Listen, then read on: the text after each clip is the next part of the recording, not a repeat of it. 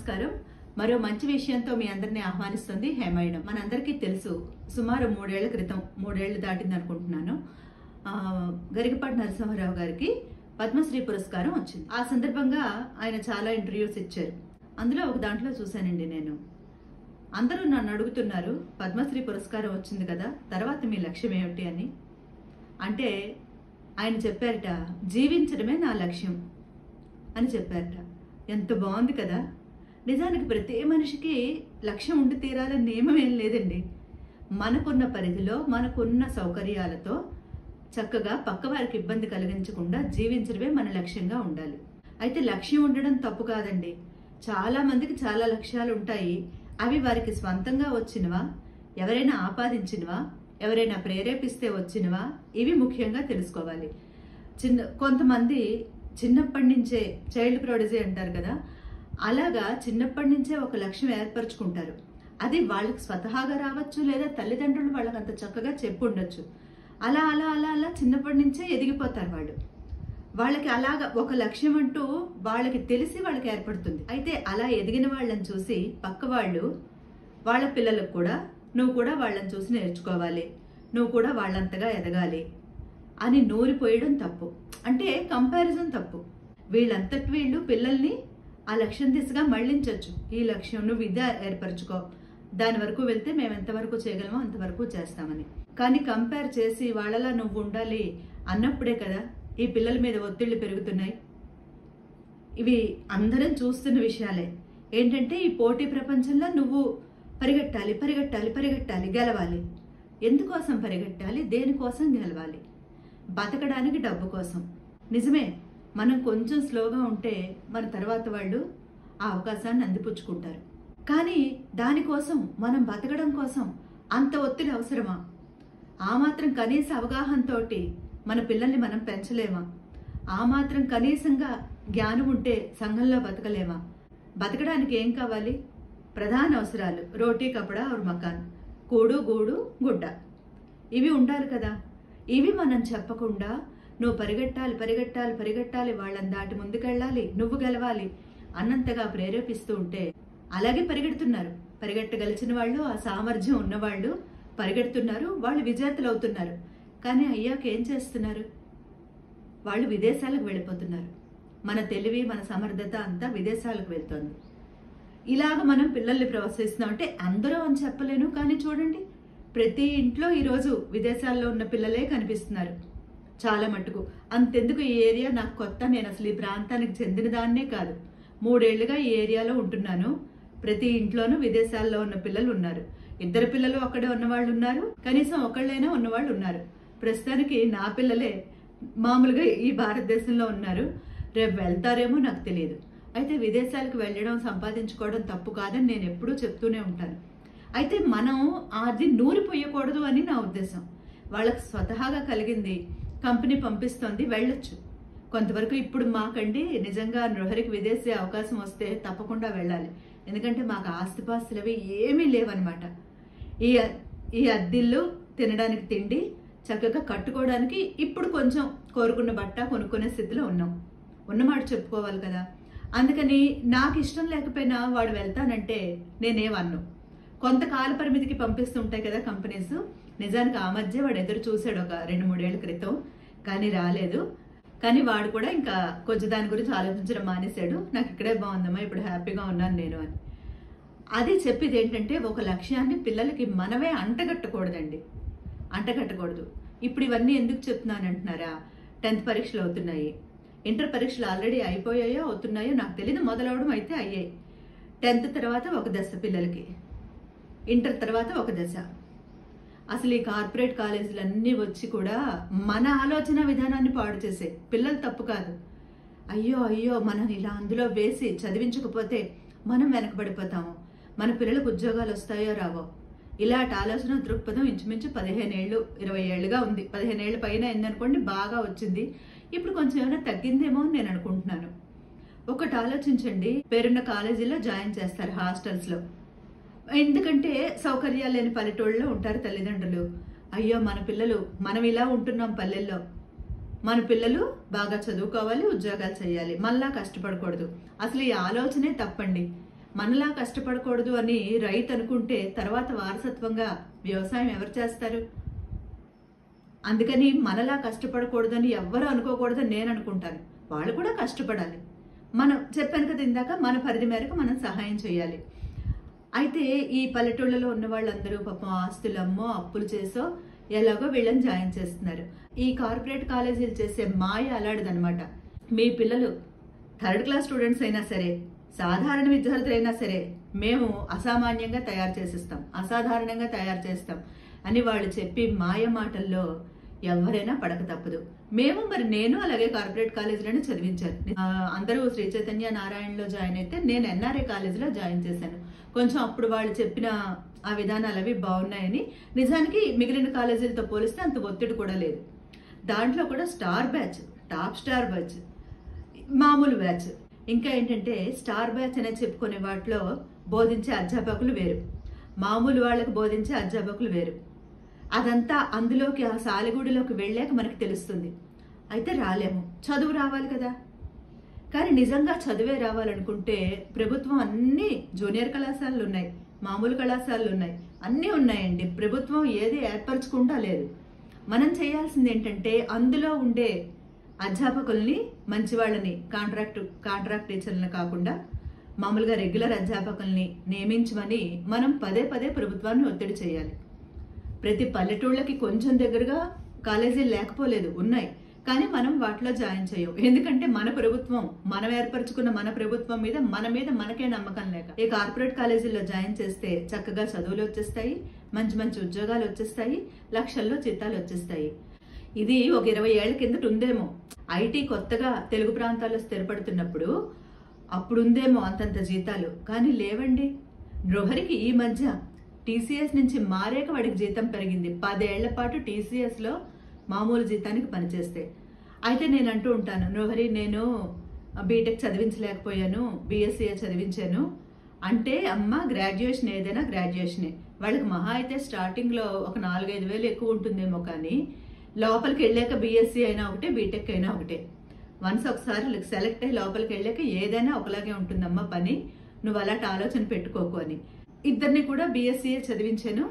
ఏదో వాళ్ళ పొట్ట వాళ్ళు పోసుకుంటున్నారు, పర్వాలేదు, నన్ను కూడా చూసుకుంటున్నారు. అందుకని ఏంటంటే మనం బీటెక్కే చదువు అన్నది స్థిరపడిపోయింది. బీటెక్ అయినా గ్రాడ్యుయేషనే, బీఎస్సీ అయినా గ్రాడ్యుయేషనే అన్నది చాలా మందికి తెలియదు. బీఎస్సీ ఏదో తక్కువ, బీటెక్ ఏదో ఎక్కువ అనుకుంటారు. మన పిల్లల సమర్థత మీద మనకి ఒక అవగాహన ఉండాలండి. పూర్తిగా చదువుకొని తల్లిదండ్రులు అయితే ఈ మాయలో ఖచ్చితంగా పడతారు.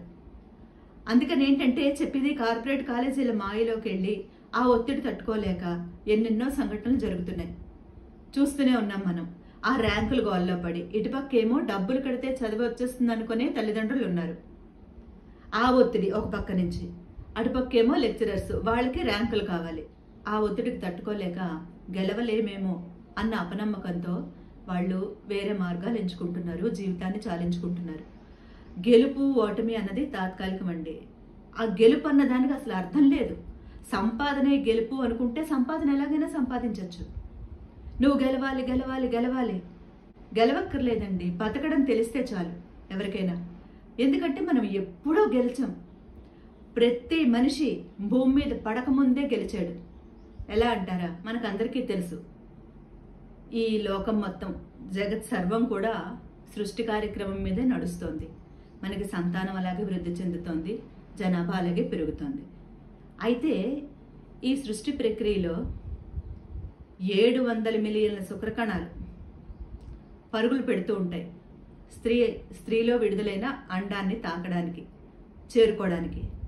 అయితే ఆ పరుగు పందెంలో గెలిచిన ఒకే ఒక్క శుక్రకణం అండాన్ని తాకుతుంది, అదే జీవంగా రూపుదిద్దుకుంటుంది. అలా గెలిచిన ఒక్క శుక్రకణమే ప్రతి మనిషి పుట్టుక. మరి మనం పుట్టకముందే గెలిచాం కదా. పుట్టకముందే గెలిచిన మనం తాత్కాలిక గెలుపుకి, తాత్కాలిక ఓటమికి భయపడి కుంగిపోతే ఎలా చెప్పండి? మనం పుట్టకముందే గెలిచాం. అలా గెలిస్తేనే మనం పుట్టాం. అసలు పిల్లల్ని ఇలాగా పందెపు గుర్రాలుగా మార్చి వాళ్ళకి గెలుపుని, డబ్బుని అలవాటు చేసి, గెలుపంటే డబ్బే జనాల దృష్టిలో, ఇంకేం కాదు. పని పూర్తి చేయడం కాదు గెలుపంటే డబ్బే. వాళ్ళకంటే మా వాడు ఎక్కువ సంపాదించాడు, వీళ్ళకంటే మా వాడు ఎక్కువ సంపాదించాడు, అది చెప్పుకోవడమే. ఇలా చేసి వాళ్ళు విదేశాలకు వెళ్ళిపోతారు, అక్కడ పౌరులు అయిపోతారు, ఎప్పుడో వచ్చి చూస్తూ ఉంటారు. అందరూ ఇలా అని చెప్పను, మనం వింటున్నాం కదా, చాలా మటుకి ఇలాంటివే సంఘటనలు జరుగుతున్నాయి. దానికన్నా మన ఊళ్ళో మన దగ్గరుండి ఏదో ఒక ఉద్యోగం అండి, అది ఉద్యోగాలు దొరకనివంటూ లేదు. ఇప్పుడు ఇంకా ఉద్యోగాలు పెరిగాయి. మన కళ్ళ ముందుండి ఏదో ఒక ఉద్యోగం అందరికీ సాధ్యపడకపోవచ్చు, పోనీ మన చుట్టుపక్కల, పోనీ భారతదేశంలో, ఈ దేశంలోనే ఉండి ఎంతో కొంత సంపాదించుకుని ఈ మన నిత్యావసరాలు గడిస్తే చాలు అని ఎవరూ అనుకోలేదండి. సంపాదించాలి, ఆస్తులు కొనాలి, అంతస్తులు కట్టాలి, ఇదే ఆలోచన. ఈ ఆలోచన తప్పు కాదు. ఈ నిజంగా ఒక లక్ష్యం లేకుండా బతుకుతున్న పిల్లలకి, హాయిగా ఎలా అయితే అలా బతికేస్తున్న పిల్లలకి లక్ష్యాన్ని అంటకట్టకూడదని చెప్పడమే నా ఉద్దేశం. పిల్లల్ని మనం నడిపిస్తూ, వెనక నుంచి మనం గమనిస్తూ, వాళ్ళు ఏం చేస్తున్నారో చూస్తూ వాళ్ళని నడిపిస్తే బాగుంటుంది. అంతేకాదు ప్రతి వాళ్ళు బీటెక్ చదవక్కర్లేదండి. నిజంగా చెప్తున్నాను, బీటెక్ చదివి ఉద్యోగాలు రాని వాళ్ళు ఇప్పటికే ఎంతో మంది ఉన్నారు, మంచి ఉద్యోగాలు రాని వాళ్ళు. మన తెలివి ఎంత, మన సమర్థత ఎంత అన్న చూసుకోవాలి కదా. ప్రభుత్వం ప్రతి వాళ్ళకి చదువు అందిస్తుంది, లోపం లేదు. ప్రభుత్వ పాఠశాలలు ఉన్నాయి, కాలేజీలు ఉన్నాయి, అన్నీ ఉన్నాయి. అక్కడ సరైన బోధనా సిబ్బందిని నియమించాలని మనం రిక్వెస్ట్ చేయాలి ప్రభుత్వాన్ని. పదే పదే ప్రజల నుంచి వినతులు వస్తూ ఉంటే, అభ్యర్థనలు వస్తుంటే ప్రభుత్వం ఖచ్చితంగా ఆ పని చేస్తుంది. మనం అడగం. ఏంటంటే మనం వీటికి అలవాటు పడిపోయాం అనమాట. మా అక్క వాళ్ళ బావగారు అబ్బాయి అండి, ఆ అబ్బాయి తన కూతుర్ని ప్రభుత్వ పాఠశాలలోనే చదివిస్తున్నాడు. నాకు చాలా నచ్చింది. ఆ అమ్మాయి చక్కగా చదువుకుంటుంది, ఇప్పుడు 10th క్లాస్ పరీక్షలు రాస్తుంది. ప్రభుత్వ పాఠశాలల్లో ఉంటే మనకి ఎన్సీసీ, ఆటలు, వీటన్నిటిలో కూడా మనం ప్రతిభ చూపించే అవకాశం ఉంది. ప్రైవేట్ కళాశాలలో తప్పని చెప్పడం నా ఉద్దేశం కాదండి, తప్పకుండా జాయిన్ చేయొచ్చు. పిల్లల ఆసక్తిని కూడా గమనించాలి. మా అక్క పెద్ద కొడుకు ఇంటర్ ఏమో వాళ్ళు రామతీర్థంలో ఉండేవారు. అప్పుడు ఇంకా ఎప్పుడు 2006 టైంకి ఇంకా ఇంత విస్తరించలేదు కదా, విజయనగరంలో కూడా అంత మంచిగా పెట్టలేదు అనుకుంటాను ఈ కార్పొరేట్ కాలేజీలు. అందుకని ఆ అబ్బాయిని వైజాగ్ శ్రీ చైతన్యలో ఉంచి చదివించారు. 2 ఏళ్ళు ఇంటర్ అయిపోయింది. తర్వాత బీటెక్ ఈ ఎంసెట్ రాసాక మంచి కాలేజీలో వచ్చింది, వైజాగ్లో సీట్ వచ్చింది. కాకపోతే అబ్బాయి నేనైతే హాస్టల్లో ఉండి చచ్చినా చదవనని చెప్పాడు. విజయనగరంలో వాళ్ళకి మా మహారాజా వాళ్ళ కాలేజ్ ఉంది, ఎంవిజిఆర్ కాలేజ్, అందులో చదువుకున్నాడు, అయింది, చదువు అయింది. అలాగే ఏంటంటే మన పిల్లలే అలాంటి నిర్ణయాలు తీసుకుంటే చాలా హ్యాపీ అండి. పాపం పెద్దవాళ్ళు చెప్పడం, ఈ పిల్లలు ఎదిరించలేకపోవడం, హాస్టల్లో పడడం, అంత సదుపాయాలు ఏమి ఉండవండి హాస్టల్స్లో, మనకు తెలిసిన విషయమే కదా. ఈ మధ్య నేరేళ్ల శారద గారు మేడం, ఆవిడెవరు, చైర్పర్సన్, మహిళా కమిషన్ చైర్పర్సన్, ఆవిడ హాస్టల్స్ అన్ని విజిట్ చేయడం మనం చూసాం చాలా వీడియోస్లో. ఇంకా ఆడపిల్లలైతే వాళ్ళకి శారీరక అవసరాల గురించి మనం ఇంకా చెప్పేదేమని చెప్పండి, అంత హైజీన్ అది అయితే ఏముండదు. అందుకని మన పిల్లలు మన దగ్గర ఉంచుకుంటే సేఫ్ అని చెప్పడం నా ఉద్దేశం. అంతేకాదు ప్రతి వాళ్ళు గెలిచి తీరాలన్న నియమం ఏమీ లేదండి. గరికపాటి నరసింహారావు గారు చెప్పారు, ఆయన 10th క్లాస్ ఒకసారి పోయింది, తర్వాత చాలా మంచి మార్కులతో పాస్ అయ్యారట. వాళ్ళ నాన్నగారు ఏమన్నారు, పోన్లేరా పునాది గట్టిగా ఉంటుంది అన్నారట. మరి ఈరోజు ఆయన చెప్పే మాటలు ప్రపంచం అంతా వినడం లేదా? అలాగే ఇదివరకు అండి 10th క్లాస్ పోయేది. ఇదివరకు నిజంగా అయితే చాలా మంది 10th క్లాస్ పోయేవి. అప్పుడు ఇంత సులభంగా పేపర్లు దిద్దడం లేదు, చాలా కఠినంగా ఉండేది. పాపం 34 వచ్చేవి, 1 మార్కులో పోయేది. ఒక్కొక్కసారి మోడరేషన్ ఇచ్చేవారు, ఆ మోడరేషన్ ఇస్తే గట్టెక్కిపోయేవారండి అమ్మయ్య అనుకుని. ఒకసారి మోడరేషన్ ఇచ్చేది కాదు ప్రభుత్వం. ప్రశ్న పత్రాలు క్లిష్టంగా ఉన్నాయి, కఠినంగా ఉన్నాయి అనుకుంటే మోడరేషన్ ఇచ్చేది, లేదు అనుకుంటే ఇచ్చేది కాదు. అప్పుడు 1 సంవత్సరం వేస్టే, చక్కగా ఉండేవారు వాళ్ళు హాయిగా, మళ్ళీ చదువుకునేవారు, మళ్ళీ పాస్ అయ్యేవారు, తర్వాత ఇంటర్కి దానికి వెళ్ళేవారు అనమాట. అప్పుడు ఎవరు తల్లిదండ్రులు కూడా అసలు పెద్ద సీరియస్గా తీసుకోవడం తెలియదండి.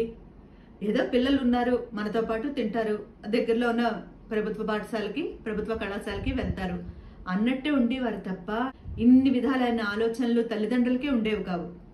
అందుకని ఏంటంటే గెలుపుకి పొంగిపోయి ఓటమికి కుంగిపోకుండా ఈ తరం పిల్లల్ని ముందుకు నడిపించడమే మన కర్తవ్యం అని చెప్పడమే నా ఉద్దేశం. అంతేకాదు మనకున్న పరిమితుల్లో మనం ఆనందంగా ఎలా జీవించగలం అన్నది పిల్లలకి చెప్పాలండి. నేను ఒకటే చెప్తాను ఎప్పుడు తెలుసా, అంటే పిల్లలు ఇదివరకు నేను వైజాగ్లో ఉన్నప్పుడైనా ఎప్పుడైనా ట్రైన్ రిజర్వేషన్ చేయించుకునేవారు అనుకోండి, మనకేంటంటే నాకు కొంచెం ఎక్కువ ఆలోచిస్తుంటాను. సినిమాల్లో చూపించినట్టు ట్రైన్ వెళ్ళిపోతుంది, వీళ్ళు ప్లాట్ఫామ్ మీదకి వచ్చేసరికి ట్రైన్ వెళ్ళిపోతూ ఉంటే పరిగెట్టి చేయడం సినిమాల్లో అయితే అందుకుంటారు. మనం బయట ఒక్కొక్కసారి కొన్ని ప్రమాదమైన వార్తలు వింటూ ఉంటాం. నా ఎప్పుడూ ఒకటే చెప్తాను, ఇప్పటికీ విహారం మొన్న వెళ్ళిన బస్సు అయినా సరే అది వెళ్ళిపోతే వెళ్ళిపోని, నువ్వు పరిగెట్టి దాన్ని అందుకోవాలని చూడకు. అయిపోయింది. ఈ రోజు రేపు నువ్వు వెళ్ళకపోతే ఉద్యోగం పోతుందా, పోతే పోని, ఇంటికొచ్చి కూలి పనైనా చేసుకుని బతకచ్చు. అంతేకాని పరిగెత్తుకుని వెళ్ళి ట్రైన్ ఎక్కడాలి ఇలాంటి ప్రయోగాలు చేయక దయచేసి. నేను ఇలాగే చెప్తానండి. ఎవ్వరం కూడా బతకలేకపోలేమండి. సమాజంలో చాలా అవకాశాలు ఉన్నాయి. మనం పిల్లల్ని మోటివేట్ చేసే విధానం ఇది అని నా అభిప్రాయం. అయితే మళ్ళీ మళ్ళీ చెప్తున్నాను, లక్ష్యాలు ఉండడం తప్పు కాదు, లక్ష్యాలు ఏర్పరచుకోవడం తప్పు కాదు, మనం కూడా లక్ష్యాలు పిల్లలకు నిర్దేశించడము తప్పు కాదు. అవే జీవితం అని అనుకోకుండా ఉండాలని చెప్పడమే నా ఉద్దేశం. లక్ష్యం ఉన్నా లేకపోయినా మన పిల్లలు మన కళ్ళ ముందు ఆనందంగా ఉండడమే కదా మనకు కావాలి. మరి ఆ విధంగా పిల్లల్ని నడిపించడమే మనం చేయవలసిన పని అని నా అభిప్రాయం. మరి ఈ విషయం మీద మీరేమంటారో తప్పకుండా కామెంట్ చేయండి, లైక్ చేస్తారు కదా, మర్చిపోకండి. మరో మంచి విషయంతో మీ అందరినీ మళ్ళీ కలుసుకుంటాను. అంతవరకు అందరికీ నమస్కారం.